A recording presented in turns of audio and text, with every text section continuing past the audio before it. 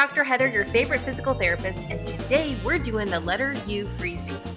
Now it's really simple to play. All you have to do is dance to the music as we learn words that start with the letter U.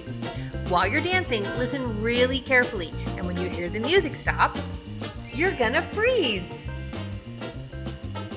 Okay, before we start dancing, let's practice drawing the letter U in the air. Pick your hands up and go down, around, and up. Down, around, and up. Down, around, and up. One more. Down, around, and up. Great job. Now we're ready to dance.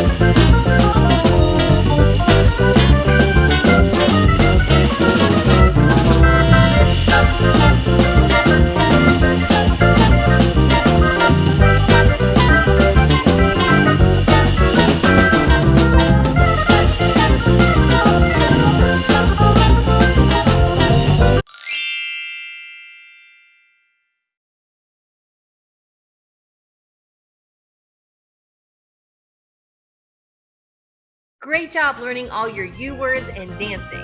I hope you guys had as much fun as I did with today's video, and I can't wait to see you next time. Bye!